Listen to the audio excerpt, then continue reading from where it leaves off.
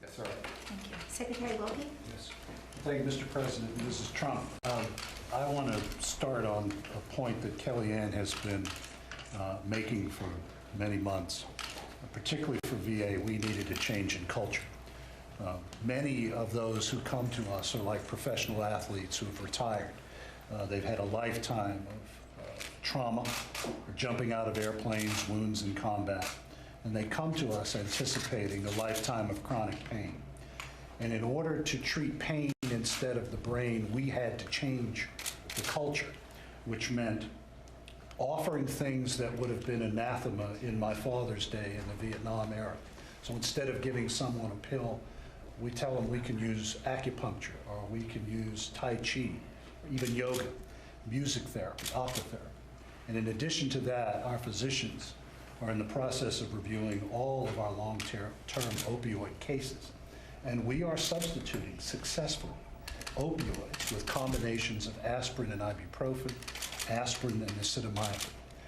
We are finding that that treats the pain better than the traditional use of opioids. And as a result, we are getting healthier veterans.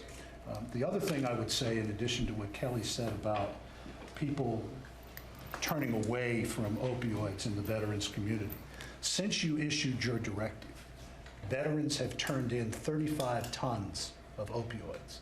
That's a lot of medicine for a population that ventures close to 9 million.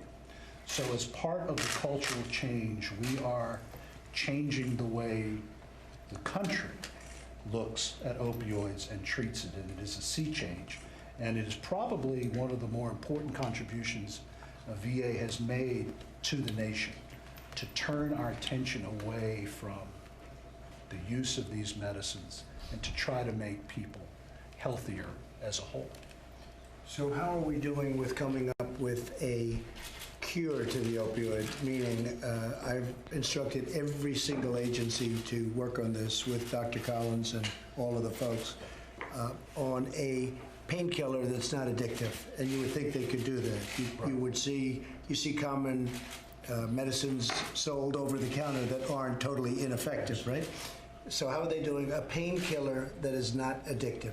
So what we are doing is we have been successful in using combinations of over-the-counter medicines, things as simple as aspirin, things that have been around since the late 19th century. And we are finding that those have the same or greater effect when it comes to treating pain. They're not addictive, they're not influencing the brain. So you're saying the same or greater? Absolutely. Yes, sir. How come nobody knows that? Well, again, it goes back to what she's been preaching for a long time, and that is you have to shift the culture. You have to shift the trends. People have done things for so long that it takes a big push to get them on a different path, particularly in the military. If you had come to my father, who was severely wounded in the invasion of Cambodia, and told him that we would offer you Tai Chi or acupuncture to treat that pain, my nose would have been flat against my face because it was not part of the ethos. So we're on that journey, and I think what you've started in the last year has propelled us, and I believe it's starting to have an impact in the Department of Defense, where veterans treatment should start before they even come to us. That's fantastic, Robert. Let me ask you one other question. So probably related, much more so than we won't even think it's related, and that's suicides. So you have suicides, and I hear numbers of 21 and 22 a day for veterans, which is, I thought it was a mistake when I read it the first time. Is it 21, 22, 23? It's 20, so it's a slightly down. It was 22 originally. Now, I called you 2 months ago, and I said I had seen it somewhere, and I've read really quite a bit about it.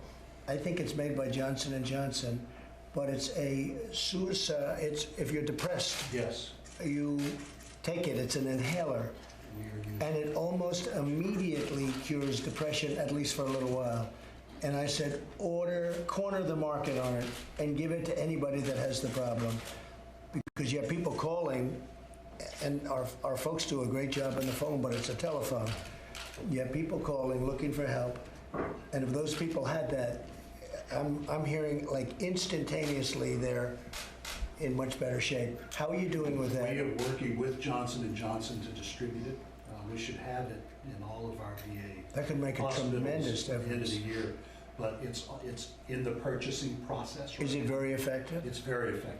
So that all of these people that are committing suicide every day, 21, 20, 22 a day, killing themselves, it's hard to believe. Honestly, when I heard the number, I said it can't be possible. How could it be so many? If this is as good as we hear it is, certainly on a fairly short term, it gets them over that problem. And I assume this lasts for how long a period? Well, it is treated in stages. I think Right. the first dose lasts for a few days, and then Which is, it gets them you over the build hump. on that, and you build up to a So certain... you're working something with the, With Johnson, yes. okay? With the company. And I think they'll be very generous to you. Yes. Yes. And if you'd like, I'll help you to negotiate it, because seriously, I just said corner the market. You're on a roll. Corner the market. All right, so you're working on that, very important. I think that's going to be incredible. I'll bet the first few months, you're going to see numbers that people are going to say, what happened? If it's as good as I hear. Good. Thank you very much. Good.